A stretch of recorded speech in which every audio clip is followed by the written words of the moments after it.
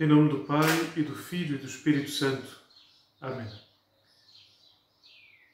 Vinde, Espírito Santo, enchei os corações dos vossos fiéis e acendei-nos o fogo do vosso amor. Enviai, Senhor, o vosso Espírito, e tudo será criado, e renovareis a face da terra. Deus de bondade, que iluminastes os corações dos vossos fiéis com a luz do Espírito Santo, tornai-nos dóceis às suas inspirações, para apreciarmos retamente todas as coisas e gozarmos sempre da sua consolação. Por nosso Senhor Jesus Cristo, vosso Filho, que é Deus convosco na unidade do Espírito Santo. Amém. São Francisco Xavier, rogai por nós.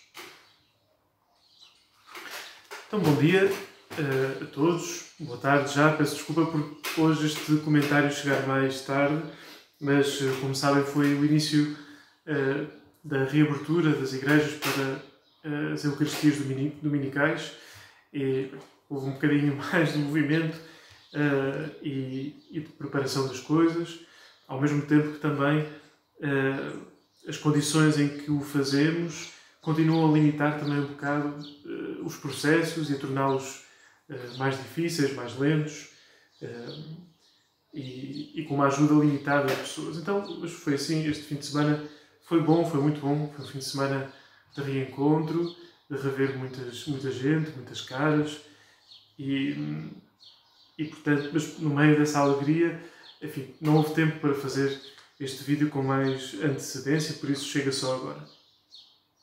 Mas, mais uma vez, um feliz dia de Pentecostes, em que recordamos este dom grande, enorme, que é o dom do Espírito Santo.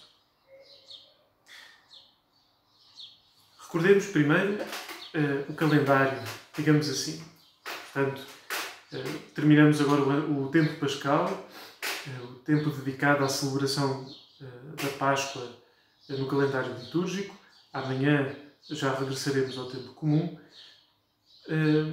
E são 50 dias, foram 50 dias de tempo pascal. O Pentecostes chega 50 dias depois da Páscoa, do domingo da ressurreição. 40 dias esteve Jesus com os seus apóstolos e outros discípulos e foi recordando algumas coisas, foi tendo algumas conversas com eles, ensinando-lhes ainda mais alguma coisa para além daquilo que já lhes tinha ensinado e com mais, digamos, já com a luz da Páscoa.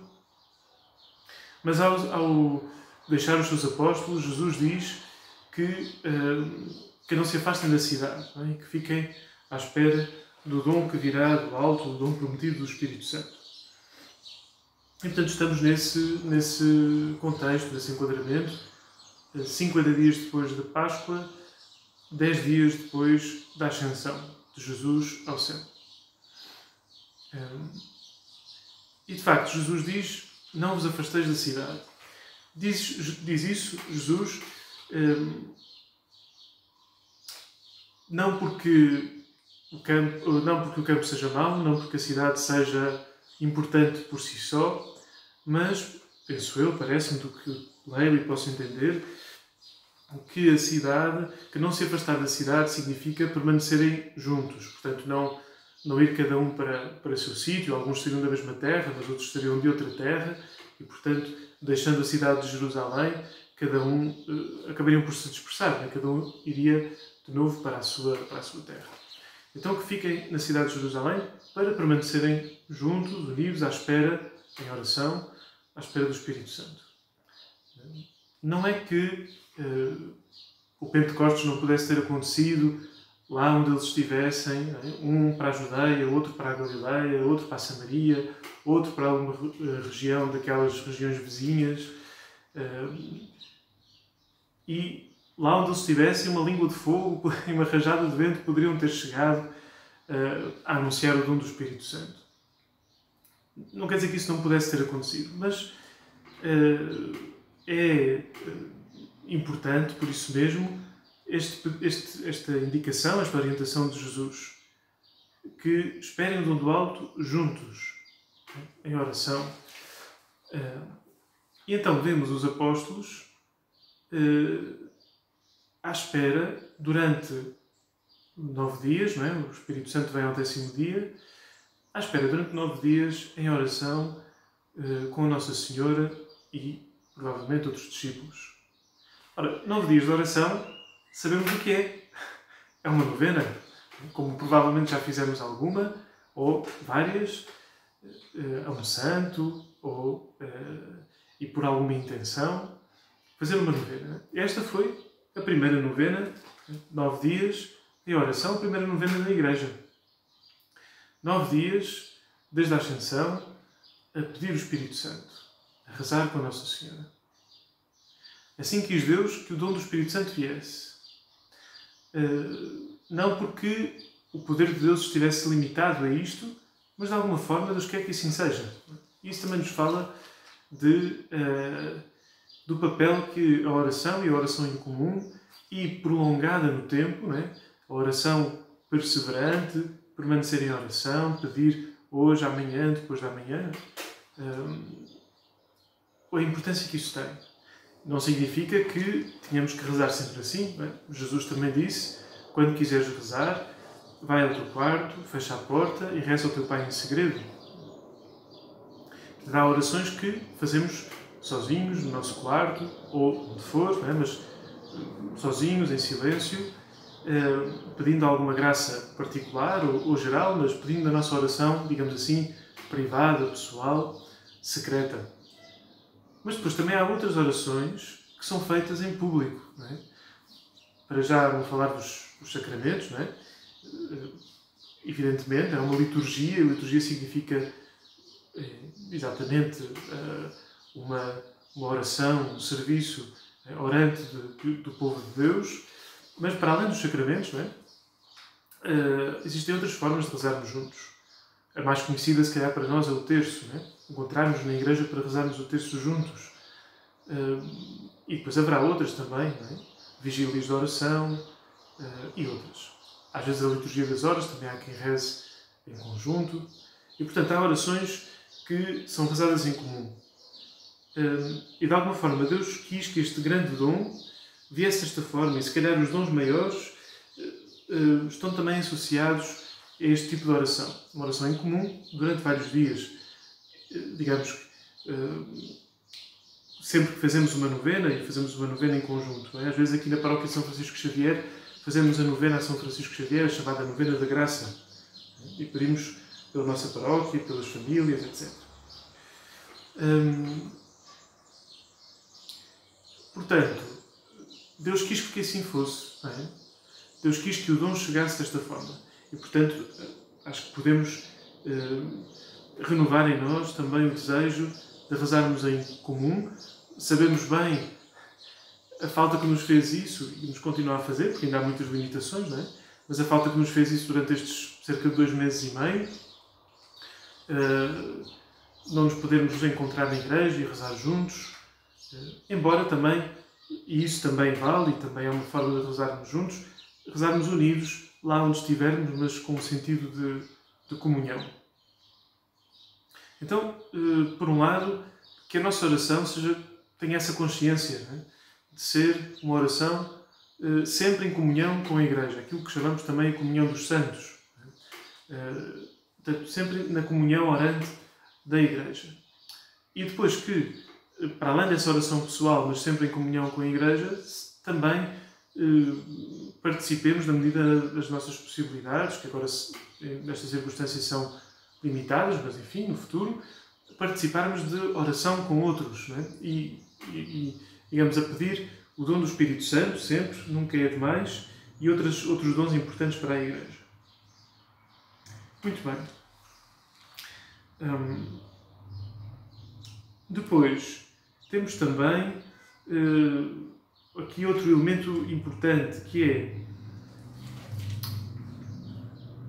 antigamente, no Antigo Testamento, o povo de Israel já tinha recebido o Espírito Santo, de algumas formas. Não é? Ou seja, não o povo de Israel como um todo, mas algumas figuras do povo de Israel já tinham recebido o Espírito Santo para algumas funções específicas. Os patriarcas, Abraão, Isaac, Jacó, outros, alguns líderes de Israel, os chamados juízes, os profetas, não é? Nós dizemos isso no credo, ele que falou, quando dizemos do Espírito Santo, não é? Depois dizemos ele que falou pelos profetas. E, portanto, em momentos específicos, em pessoas específicas, para uma função específica, já o Espírito Santo tinha agido por meio de algumas pessoas. Evidentemente, do que estamos a falar aqui no Pentecostes é de uma coisa diferente, não é? Mas a diferença está, por um lado, no facto de que este dom do Espírito Santo marca o nascimento da Igreja e, sobretudo, a saída missionária, evangelizadora da Igreja, já agora, neste momento, já habitada pelo Espírito Santo e, portanto, já capaz de reproduzir em si a figura de Cristo, não é? que nos vem salvar, não é? Portanto, a Igreja levando Cristo da sua própria comunidade humana, não é? Levando Cristo ao mundo. Isso, sem dúvida, é muito diferente do que se passava no Antigo Testamento, mas também diferente na medida em que, neste momento, o Espírito Santo é derramado em todos aqueles que creem em Jesus Cristo. O Espírito Santo vem para todos, para todo o novo Israel, todo o novo povo de Deus que vai ser a Igreja. Estas 12 tribos que já não são as tribos dos filhos de Jacó, mas as 12 tribos dos 12 apóstolos. Este novo Israel. É para todos aqueles que receberem, que acreditarem em Jesus. Vemos isso em várias passagens dos Atos dos Apóstolos. Não é? Creem em Jesus, são batizados, recebem o Espírito Santo. O profeta Joel, que é citado logo a seguir a este episódio que ouvimos nos Atos dos Apóstolos, eu hoje não li, mas conhecemos bem o episódio e, se quiserem, depois também podem ir à Bíblia e ler no 2º capítulo dos Atos. São os primeiros versículos. Aqui na leitura de hoje vêm os 11 primeiros versículos, mas podem ler mais um pouco, que o discurso de Pedro é bem interessante.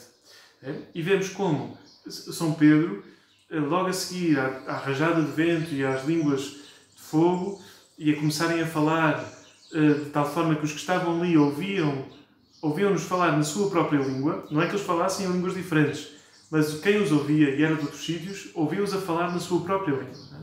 Que é diferente. Os apóstolos podiam estar a falar em aramaico ou na língua que fosse, mas eu, se estivesse lá, teria ouvido falar em português. Pronto. É esse o milagre, o prodígio de Pentecostes. Então, depois disso, Pedro sai ao balcão, à varanda, e diz um longo discurso e começa por citar o profeta Joel. E o profeta Joel diz que, naquele tempo, aliás, está aqui a profecia lida nas missas de Vigília de Pentecostes: eis o que diz o Senhor, derramarei o meu Espírito sobre todo o ser vivo. Vossos filhos e filhas profetizarão, os vossos anciãos terão sonhos e os vossos jovens terão visões. Também sobre os meus servos e servas derramarei naqueles dias o meu Espírito. Portanto, esta é a profecia de Joel que São Pedro cita, invoca, para explicar aos que estavam fora da casa o que tinha acontecido ali. E aqui, nesta profecia, o profeta Joel diz que o Espírito Santo será derramado. A palavra que vem, digamos, mais exatamente, é a palavra carne. Pelo menos no grego do Novo Testamento, do discurso de São Pedro, quando cita o profeta Joel, diz: o Espírito será derramado. Nas nossas Bíblias vem sobre toda a humanidade, sobre todos os homens, enfim. Mas a palavra é carne. Se formos ao texto grego original, a palavra é carne. E, portanto, sobre toda a natureza humana, sobre todos os seres humanos, não é? Aqueles que acreditarem em Jesus, porque significa que o seu coração se abre a esse dom do Espírito Santo. Não é? E mesmo os que acreditam em Jesus também têm alguma conversão a fazer para que o seu coração se possa abrir generosamente ao dom do Espírito Santo. Bom, então, o que é que isto significa? Significa que o Espírito Santo já não é só para pessoas concretas, num momento concreto, com uma tarefa concreta a realizar. É para toda a gente, em qualquer momento, e com uma variedade de dons e frutos, de tal forma que, digamos, toda a vida dessa pessoa pode ser transformada pela habitação do Espírito Santo e dar muito fruto em várias tarefas, não só numa. Não é? Portanto, é muito diferente daquilo que aconteceu no Antigo Testamento. Não é? É uma abundância muito maior do Espírito Santo. Já não uma vinda específica, não é? Para uma determinada missão, mas, digamos, uma vinda do Espírito Santo generalizada sobre toda a Igreja e de uma forma muito diversificada. Bom, isso é bonito de pensar e não só bonito de pensar, é bonito de viver na medida em que nos vamos abrindo a esse dom e é também, digamos, aquilo que faz com que a Igreja seja possível e com que a nossa vida de fé seja possível. É aquilo que faz com que seja possível crescermos em semelhança com Jesus.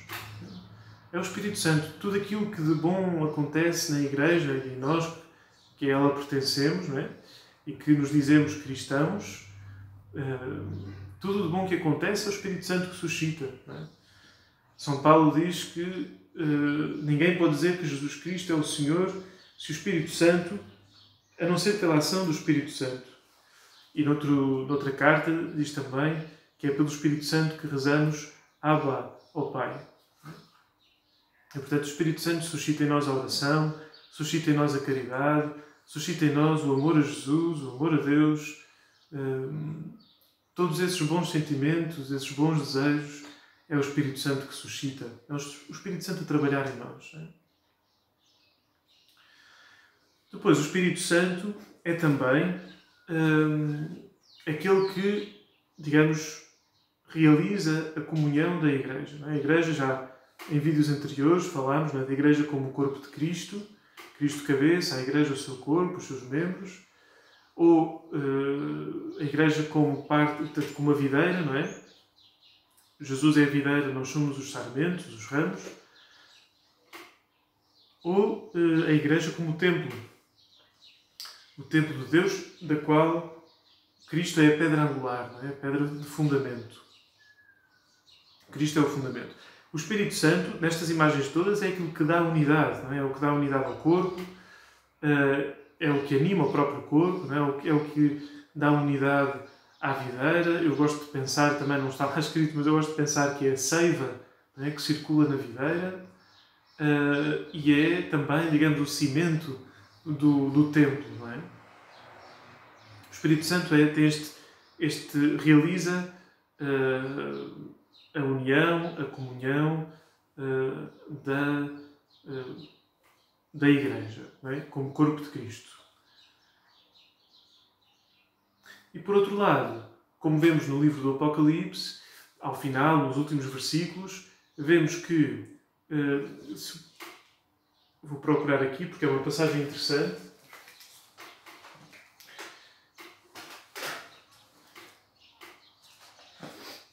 Apocalipse 22, se não me engano.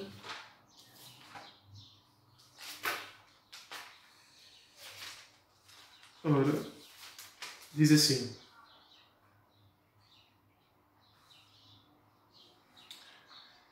no versículo 7, não é? Capítulo 22, versículo 7, diz: Eis que eu venho em breve. É Jesus a falar. Eis que eu venho em breve. Feliz o que puser em prática as palavras da profecia deste livro. Depois vem alguns versículos mais. No versículo 12 diz novamente: Eis que eu venho em breve e trarei a recompensa para retribuir a cada um conforme as suas obras. Eu sou o Alfa e o Ômega, o primeiro e o último, o princípio e o fim. Felizes os que lavam as suas vestes para terem direito à árvore da vida e poderem entrar nas portas da cidade.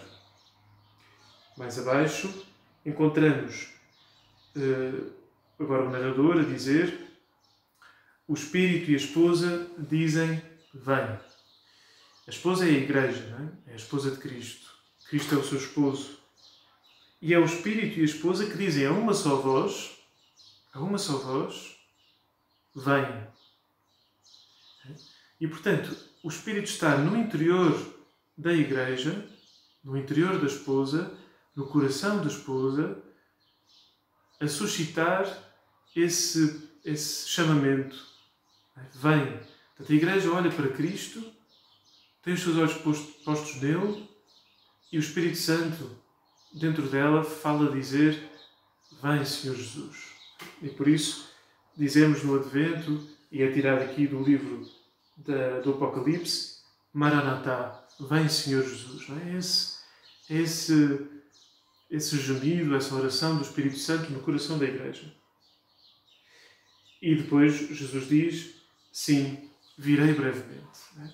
E portanto, temos de alguma forma Jesus diante de nós, não é? Jesus, quem me vê vê o Pai, diz Jesus, não é? Portanto, e também diz, quando eu for levantado da terra, atrairei todos a mim. Portanto, Jesus é a figura de Deus, o ícone de Deus que nos atrai, que está diante de nós, não é? É a figura mais visível da Santíssima Trindade, não é? A pessoa mais visível da Santíssima Trindade. E, portanto, atrai-nos com a sua imagem. E o Espírito Santo está em nós a suscitar também essa atração, não é? Portanto, para que este movimento da Igreja em direção a Cristo se realize. Portanto, de facto, o Espírito Santo é,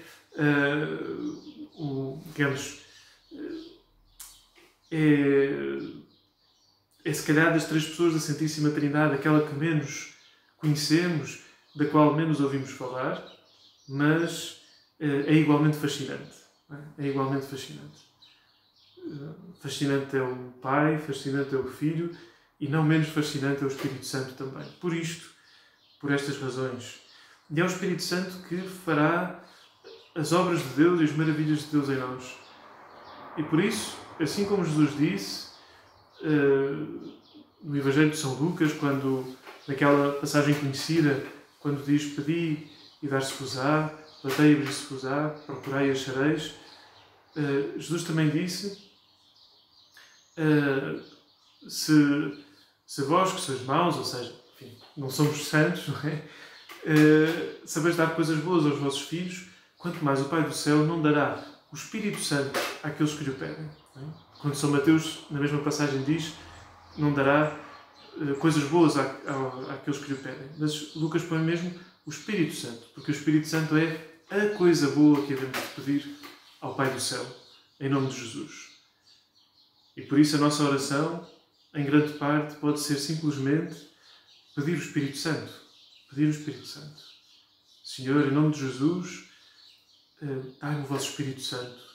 Que o Espírito Santo venha sobre mim, transforme a minha vida e me faça caminhar para vós e crescer no amor à Igreja, aos meus irmãos e àqueles que mais precisam. Enfim, pedir o Espírito Santo. Nunca é demais e não queiramos menos. E é o dom decisivo. O Espírito Santo é o dom decisivo para que aconteça em nós aquilo que Deus quer. Abençoe-vos Deus Todo-Poderoso, Pai, Filho e Espírito Santo. Amém.